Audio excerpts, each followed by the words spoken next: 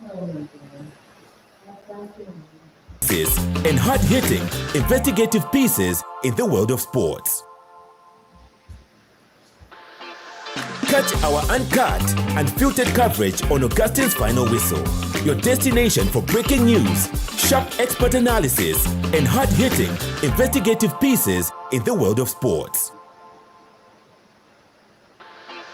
Catch our uncut, unfiltered coverage on Augustine's Final Whistle, your destination for breaking news, sharp expert analysis, and hard-hitting, investigative pieces in the world of sports. Catch our uncut, unfiltered coverage on Augustine's Final Whistle, your destination for breaking news, sharp expert analysis, and hard-hitting, investigative pieces in the world of sports. Catch our uncut, unfiltered coverage on Augustine's Final Whistle, your destination. Thank you for your patience. Thank you for your patience. Sincere apologies for that breaking transmission. I did have a technical issue and I needed to sort it out. I hope you can hear me and I hope you can see me from wherever you are watching us. Thank you for joining us. It will be definitely a very brief discussion today because obviously there's a match coming up in a few minutes. Round about under 30 minutes, Canada is taking to the field playing against Bosnia in the third match of the 2026 FIFA World Cup. So that is what we will be watching in a few minutes. Right away, we'll go into our discussion for today. I think the breaking transmission delayed us, so it will rush us through this broadcast. Just so we can run through those stories for the day. Number one, like I did indicate earlier on, the Copper Queens were involved in the Four Nations tournament, preparing for the WAFCON. The WAFCON is coming up in Morocco next month. So the Copper Queens are preparing for that competition, and they won the Four Nations tournament hosted by Zambia. There was Kenya, there was Lesotho, and also Zimbabwe. In the first match, Zambia won 4-1 on penalties after settling 1-0 in regulation time. The team went on to win the competition 3-0. With Priska Chilufya emerging as player goal scorer, top goal scorer, and having scored 2 goals in the final and a goal in the semi-final. Now, what is critical about the team is the mode of preparations. Of course, having a Four Nations tournament was good for the team. We were able to see where we are right now. And it gave us an idea of how far we can go. First of all, we didn't have Barbara Banda in any of the 2 matches. Like we earlier reported here a week or 2 ago, Barbara was injured in the match against BFC when she scored a brace and provided an assist. So it was always going to be good for her and good for the team to preserve her from, aggravating her injury by making sure that she gets enough rest and recovers from the knock so that she's ready for WAFCON. And that was a good idea. So we did have Barbara on the team, and you could tell the gaps that her absence brings in the team. Another player that was missing in that team is Endless Peary. I did mention in the broadcast a week ago, we need to help the youngster preserve her career. She missed the tournament. She also missed out on the FIFA series. She's a very key member of that team. Excellent winger and very good crosses, a menace to strikers. We need her for the WAFCON at her best. However, she must be at her best behavior, and we need to help her gel with the team. So NLS Perry was absent. But what is a lot more disturbing is the absence of coach Nora Hopton. Nora has varied a contract with the Football Association of Zambia, where she now will be based in Switzerland and only showing up during assignments. For a coach, that is a concern. A coach cannot be attached to a team as if she's a football player. A coach must be on the ground. She needs to identify talent from across Zambia. We do not have a lot of talent in the diaspora where she can be based. We are making a mistake. For the long term, if Nora does not see herself with Zambia, we must find a way of separating ourselves with her. Because if the Africa Cup is coming up next month, the coach decides to leave as she did, and then we'll be away in Europe for the next 2 or 3 weeks. Who is with the team? The assistant coach. The assistant coach does not call the shots. The assistant coach only advises the head coach, and he's not the final decision maker. So you cannot have the head coach of your women's national team, the most prized team at the moment, being based abroad. That cannot work. I do not understand how we decided to arrive at such a contract. This is a contract where I think she's ripping us. And I do not see a feasible end to this. If Nora is not ready to live in Zambia and coach our women's national team, she doesn't deserve to be the head coach for the women's soccer team. First of all, it's expensive for an association that has not paid the players. I'm getting information that the team dispersed without a single coin, not even 100 kwacha for them to go and board a bus. Some of them boarded, hiked a lift from their fellow players. They left camp with nothing. They were addressed for hours on end. People even started dozing in those meetings, which the first president was addressing. I mean, if you hear the stories that are coming out of that situation, it is not pleasant at all. People were even dozing. I mean, you cannot be addressing the players for 2 hours, but still not pay them anything. Address them for 8-10 minutes is enough. Talk to them, say hi.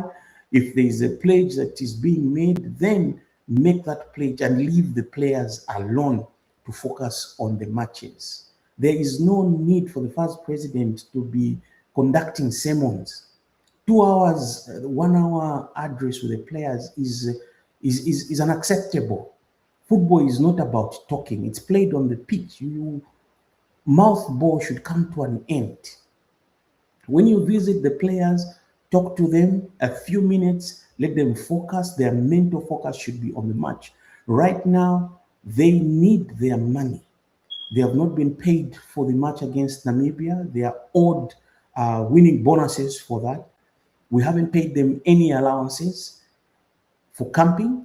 So we need to make sure that we mobilize funding for them. I understand sometimes situations can be challenging, but we need to mobilize funds as they go to Algeria, as we are made to believe. An announcement was made that the team will be camped in Algeria. The Football Association of Zambia must work expeditiously towards that arrangement. However, before they can leave, let's motivate the players. They deserve to be motivated. One of the reasons those players go above and beyond is the amount of motivation that comes from the country. When they are motivated, they're given their allowances, then you spur them to even do better and go to greater heights. So let's make sure that we attend to these issues. The issue of Nora is a concern. She cannot continue on this score. We have to make a decision whether she has to continue being Copper Queen's coach or she can live in Switzerland. The Zambian national team is based in Zambia, It goes out to play international matches and comes back to Zambia. It doesn't go to Switzerland. We cannot have a coach based in Switzerland being paid to stay in Switzerland. Whatever the amount is, the fact is that she should be paid to be in Zambia because her job location is Zambia and not Switzerland. It is also expensive for her to be traveling back and forth for international assignments. Her initial contract had, I think, a provision for only one international travel, of course, to see her family in Switzerland. But it cannot be, 5 international travels in a year. Where are we getting the money? And I understand that she travels business class. A business class ticket into Europe is no less than $5,000. That $5,000 can help pay local camping for the players.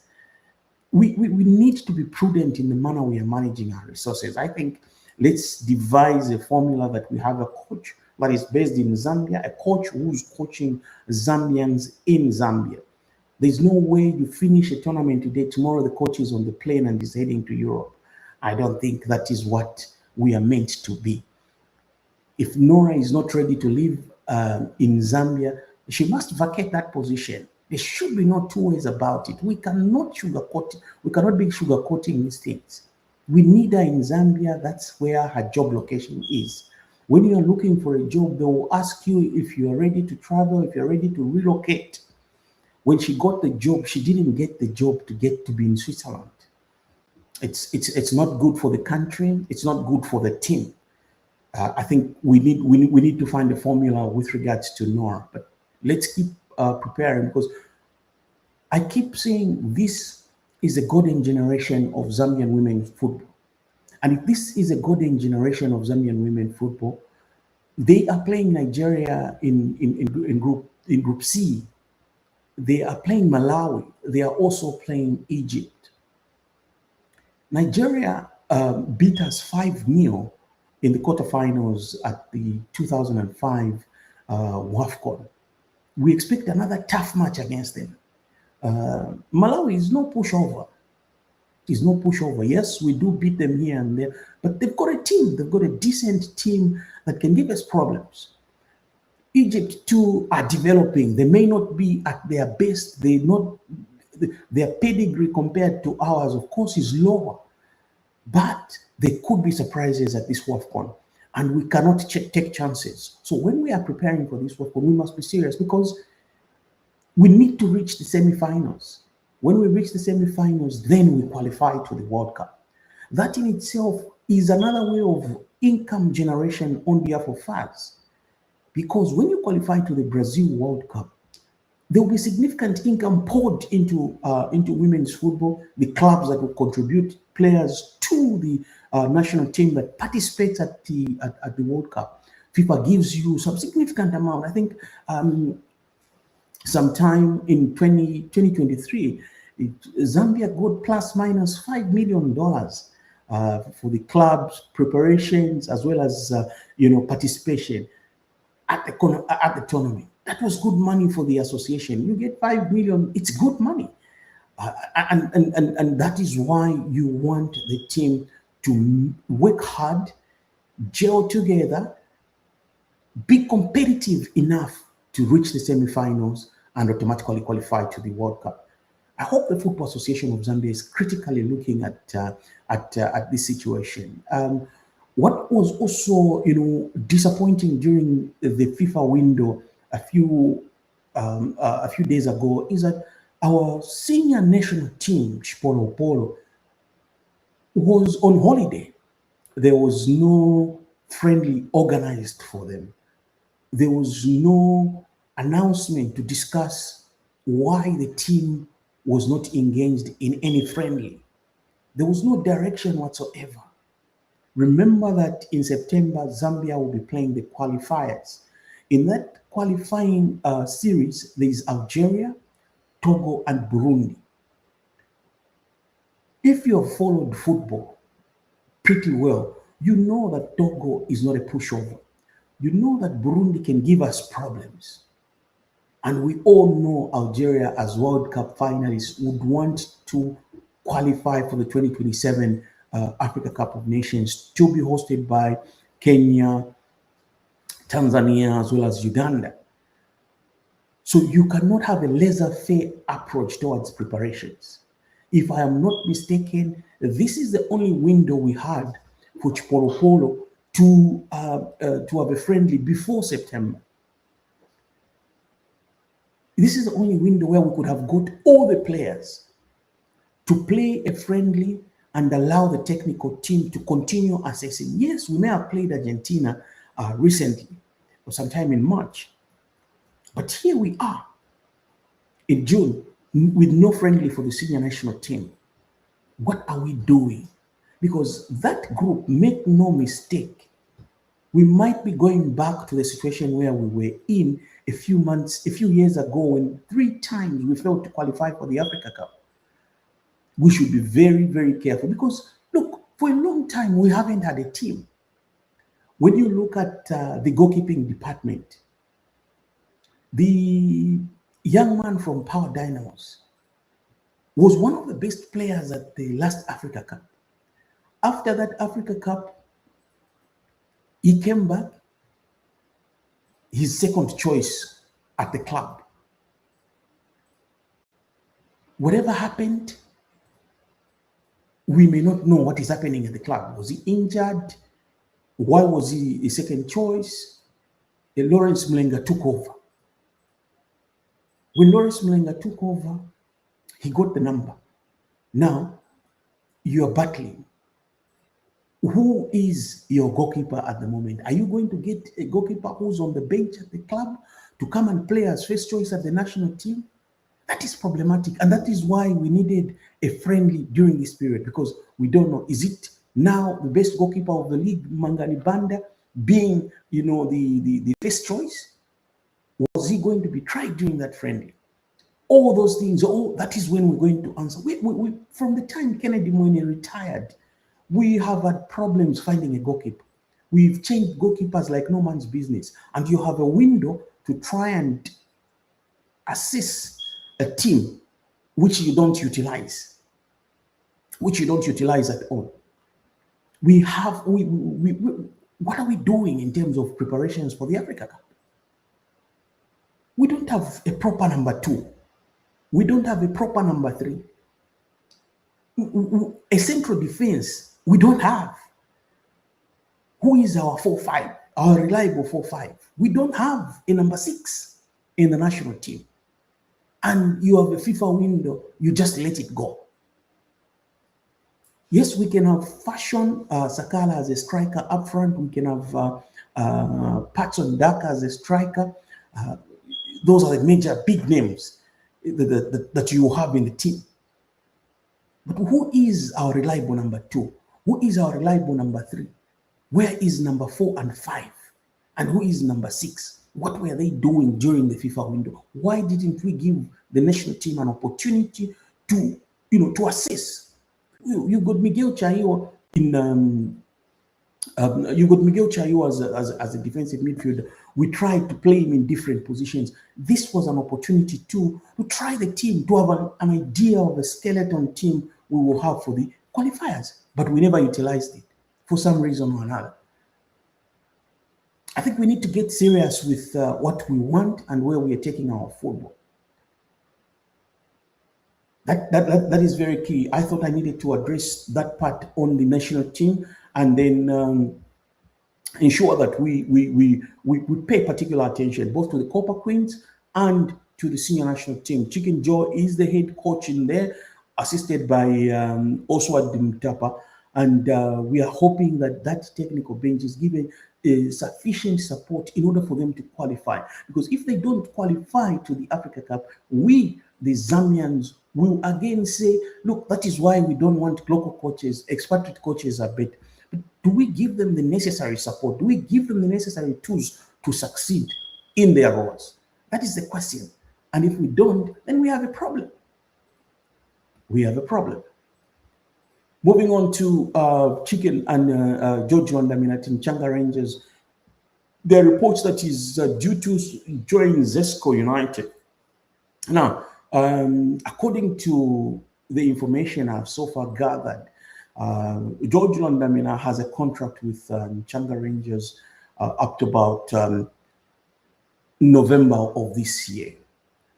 So the issue there would have to be buying out a contract, or indeed making sure that the two clubs negotiate, the coach and the club negotiate to exit mutually, so that he proceeds to Zesco. There are indications Zesco are interested. They definitely didn't do well in the last season, and they want to make sure that they have a coach with stability.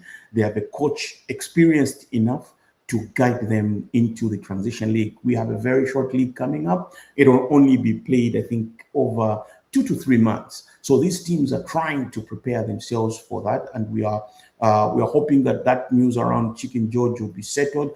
I'll get some more information by Sunday in order for us to give you the exact position. But so far, Chicken George is still contracted with the Changa Rangers, and having that contract up to November 2026, he's still at Nchanga Rangers. But of course, there are negotiations going on in the background in order for him to move to Zesco United.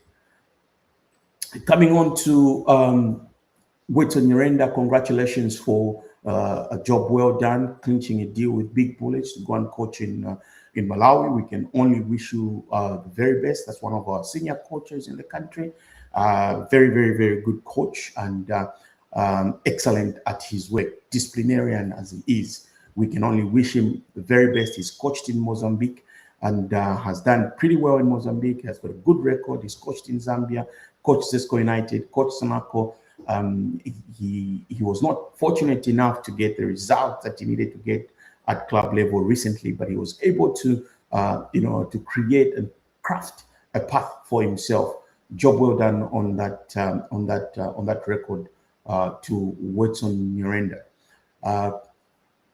Coming on to the Wapula Football Association, Wapula Province FAS Football Association. There is a decision there that was made by the Player Status Committee. The Player Status Committee made a decision and declared one player ineligible, but the executive committee, led by Maurice Mwemba Mujala, overturned that decision and apparently did not proceed with the decision of the Player Status Committee. That is an anomaly, and I'm hoping that the executive rescinds and corrects that decision.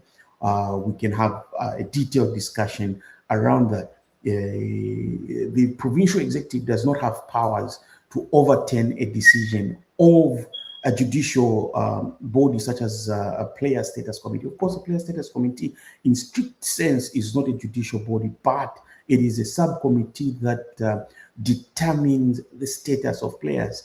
The executive province does not have the powers to overturn a decision of the Player Status Committee. That decision is endorsed by the disciplinary committee. When the disciplinary committee endorses that decision, the only way that a grieving club can challenge such a decision is by appealing through the FAS Appeals Committee. And for your own information, this is why there is an outcry to consider reviewing the FAS Constitution, because the FAS Constitution has got gaps. When a decision by the Player Status Committee has been made, it goes to the disciplinary committee. Now, the disciplinary committee, when it endorses that decision, at provincial level, there are no appeals committees. So that appeals committee will have to be channeled towards the National Association. So these are some of the gaps that are there. In order for us to correct them, it is important that the FAS Constitution is reviewed in the soonest possible time. For some reason, there is reluctance to try and correct the FAS Constitution because it is in shambles, to say the least. So that I'm following up On that decision, there were indications that it might be reviewed, but whenever we get fresh information on that decision involving Chipembele and Mansa Wanderers, we will be discussing that issue in details. I think this morning I did publish a letter that I've written to FIFA with regards to match fixing in Zambian football. Of course, we all came to learn about the gravity of the situation after the resignation of former referees manager and later on appointed chairperson of the referees committee, Madam Gladys Lengwe. Madam Gladys Lengwe is a senior referee in the country. She's also a match commissioner and match assessor. She has gone on to even officiate at the FIFA World Cup. So her credibility and a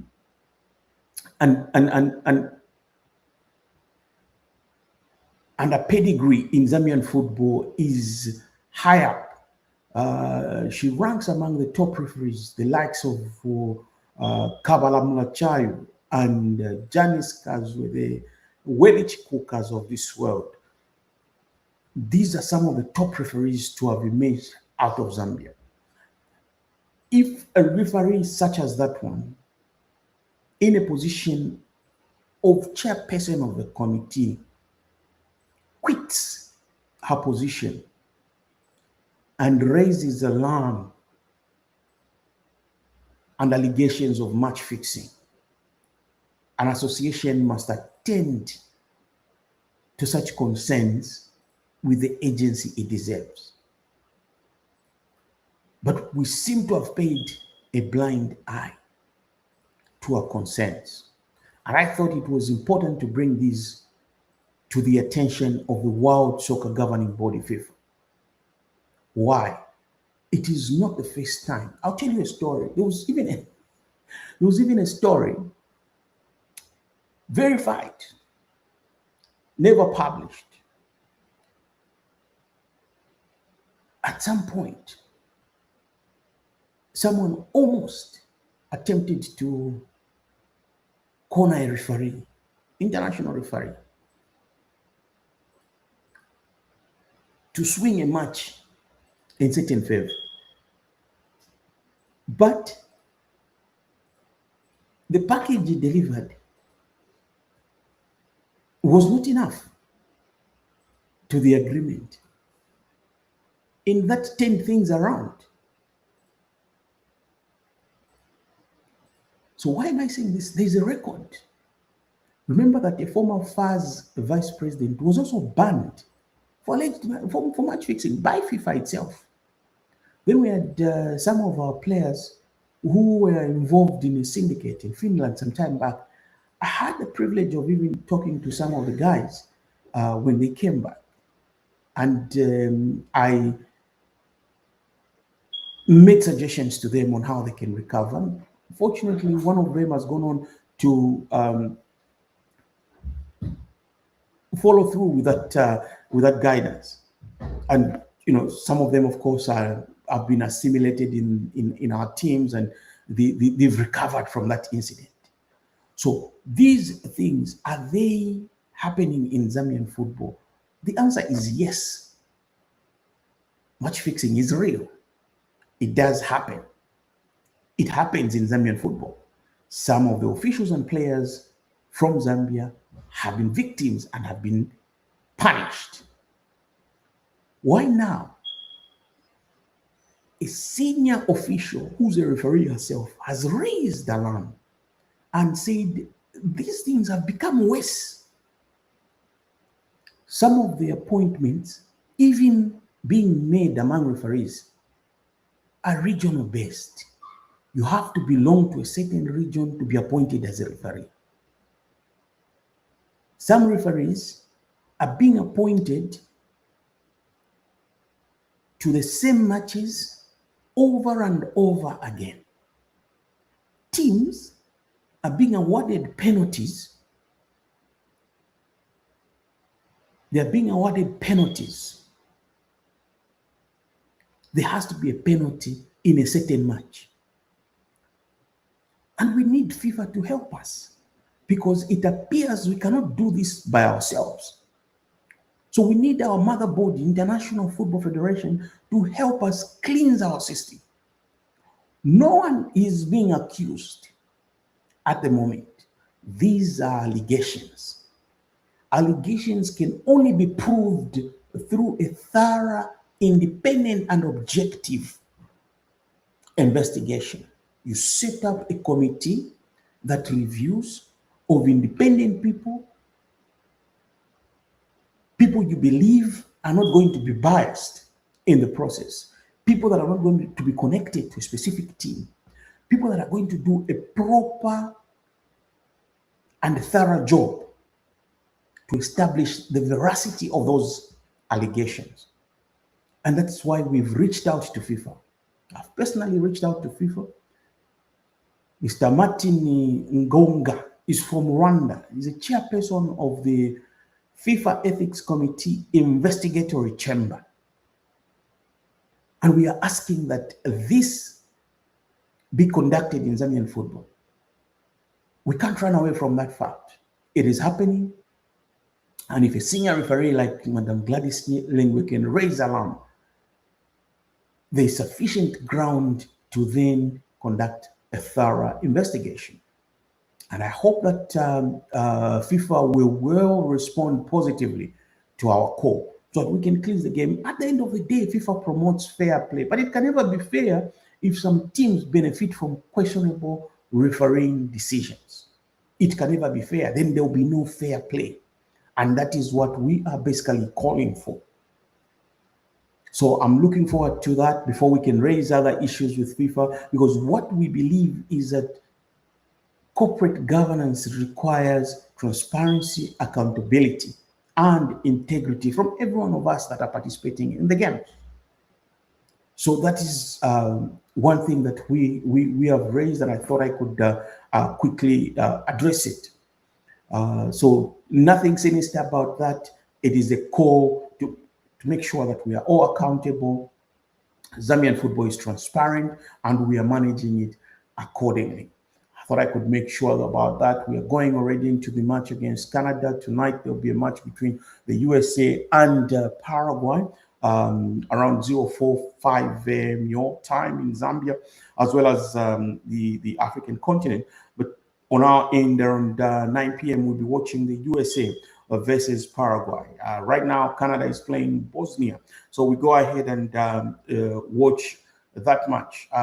Next week, our African envoys are going to begin playing. They will be, on the field. We have the Democratic Republic of Congo playing sometime on Wednesday in Houston, Texas.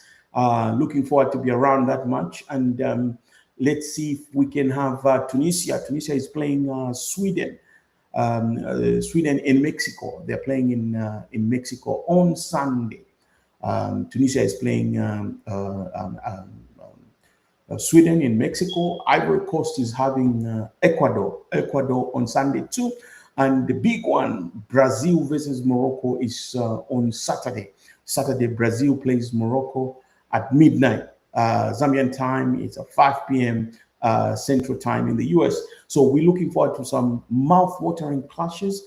I hope you two are looking forward. We'll continue having this discussion. Let's converge one more time on Sunday and have a brief discussion about these issues. For now, you've been watching Augustine's Final Whistle. I'm deeply grateful for having you. Let's go ahead and watch the Canada match, and all the best to all the African teams participating in this World Cup. Thank you very much for joining me tonight. Remember to subscribe, hit the subscribe button, follow us on Facebook, and let's have the conversation. Thank you very much for joining Augustine's Final Whistle. Shalom, shalom. Zambian football win. Have a great night.